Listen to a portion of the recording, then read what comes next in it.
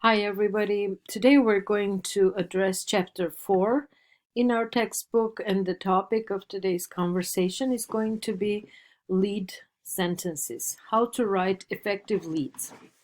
So, when you're telling a story, it's important that you can begin with something that attracts your listener's attention and keeps them with you for the time after that breaking moment, um, as long as necessary to understand the whole story.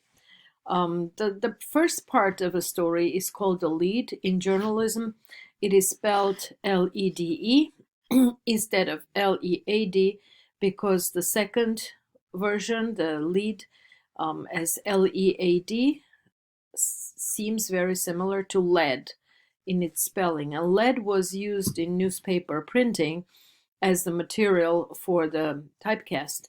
So, not to confuse lead with lead, journalists decided to spell lead wrongly in a sort of more contemporary way.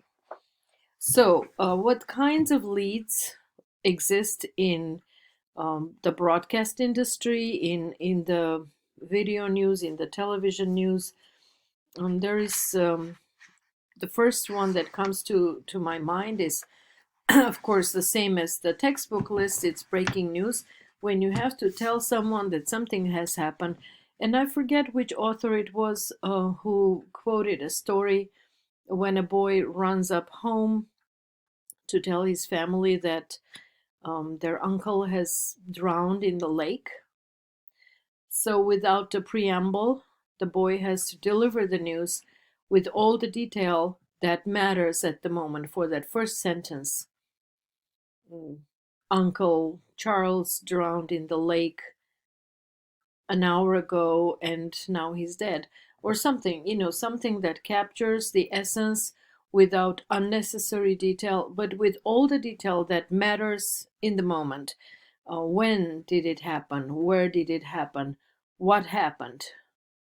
First of all, it's who drowned. Usually our stories are going to be about people. We don't talk about things that much. Even when we talk about the economy, money, jobs, companies, it's usually evolving around the interests of people. Why? Because to be newsworthy, a story needs to have an impact on people. And what has impact on people? It really is about people. So the breaking news story should have a who, a what, which describes what happened, what the person did, or what happened to the person, or who did something to the person. When we said that it needs to be timely because we're speaking in present tense, in audible format right now. When I'm hearing somebody's voice, I have the right impression that it's happening now. And it's not so wrong because broadcast has the capacity of being there using telephone connection, using now we have satellite, other feeds that are instantaneous, and the internet is really fast. So we're capable of covering news very quickly when we do not rely on camera work on the scene, being there to take video footage. We can only get the information and only get somebody's voice at most. And we already have a story with a lot of credibility. So, broadcast leads answer the questions who, what, when, where, why, and how, and read about that in your textbook when you have your textbook available. And the lead, because of the overall economy of space in the broadcast format, the lead never tells the entire story as your textbook would tell you. um, Lead sentences, we call them leads or lead sentences in broadcast, are incomplete because overall the stories are going to be very short, and there is really not much need to pack a lot of information in one sentence. That one sentence can capture the essence of your story, and then the rest would explain it. For example, it's considered one of the most dangerous cities in the Bay Area, and today police warn it could get worse. Um, so this is breaking news, but it doesn't say what happened. It says it's getting worse. So think about what might interest the audience and what would someone want to know first, and trust your instinct as your textbook is suggesting. Actually, from my experience in broadcast in radio, I know that if you have a piece of information and several different ways of introducing it, several different angles, suppose you have different people participating in an event, different perspectives, you can create one story from one perspective, another story from another, and each of them covers one part of the big picture. And thus, for each newscast, for each time when you have a newscast, you will deliver something new to the audience. So if a person is listening from 6 a.m., getting ready to work, there is one newscast in which the story breaks for the first time: who, what, when, where. Second time, when it's at 7 o'clock, it comes up again in the next newscast. It's not redundant, it's not the same, but rather now shifted angles, highlighting another aspect of the story. See, because usually news information is really rich with detail that is all equally important. And the biggest problem of being a journalist is to divorce yourself from the detail that you struggle to gather. When you go out into the field and you record somebody, let's say the governor, talking about an important issue, bring it back to your newsroom and try to put it together for the audience, you feel really connected to the details that you have gathered because they cost you your labor and your time. But good journalism really means that separate you can separate the kernels from the husk. You can separate the essence from the cover, from the skin of that kernel. So avoid sensationalism and hype from leads. Avoid cliches as much as you can. And then the textbook presents different kinds of leads. There are 8 categories that the textbook describes and defines. So the book is really good in the sense that it is a workbook. You can really practice writing. There are exercises with spaces underneath where you can write. And I'm not sure if I will be able to see your work, but we will be doing enough assignments to be able to check your work. So, as we said, at 6 o'clock news breaks, you hear one version of the story. At 7 o'clock, there is more detail added. And very often it is based on a reaction to an event. So, reaction lead is another type of a lead, which is very common, assuming that people know something, but not assuming that everybody knows everything. So, while assuming that the story is already familiar, you still spend a little bit of time going back and giving a little background so that people who just joined you in listening, in hearing that story, they also have an idea. The principle of American or Western journalism is to be inclusive to all audiences.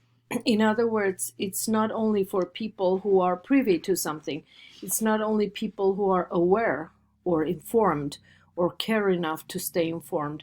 It is about everybody who just popped in, who just showed up to hear you. And so you need to include them as well. And for them, you give a little bit of background as briefly as you can, just mentioning in a few words what you're talking about. So there would be update stories after the reactions. There would be perspectives. Perspectives would be Perspective means overview, a comparison with current situation, the past, or other associated material. So it puts things in perspective in a context. Um, then exception or irony lead. Exception or irony means that, let's see, they're very commonly used and they reflect a one-of-a-kind nature of the situation. If you need to ask, is this unusual or is it normal routine? For example, a zoo shuttle bus driver on her first day makes a wrong turn and ends up inside a giraffe enclosure from which she has to call for help. The lead would sound like this. Normally, the elephant train at the zoo stays outside the cages, but today was different. So we said that criteria for newsworthiness include human interest.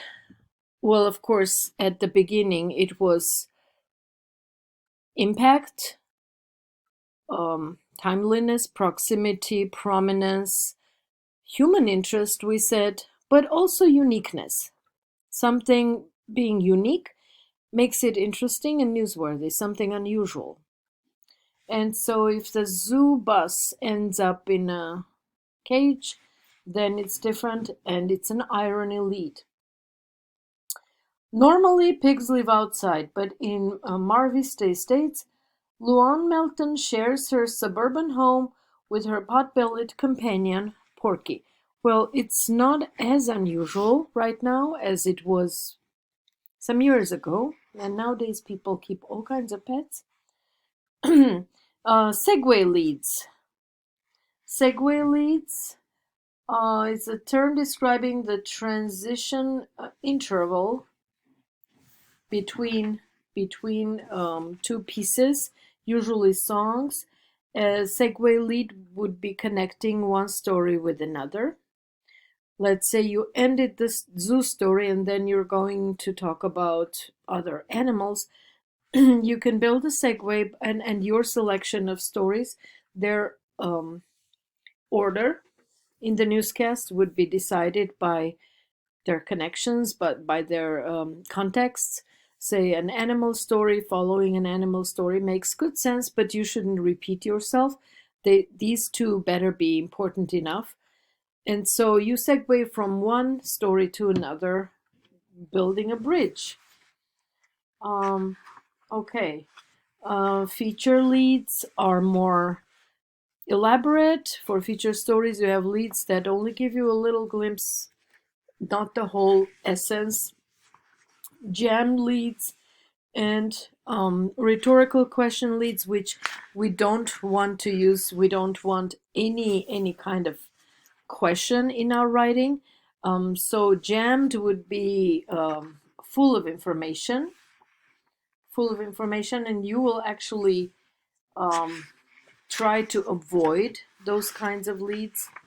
Okay, so more kinds of leads exist in nature, in journalism, and I think the textbook has done a great job, but you should really know a few important things. Let's just overview them. We said breaking news, the hard news lead, who, what, when, where, why, and how.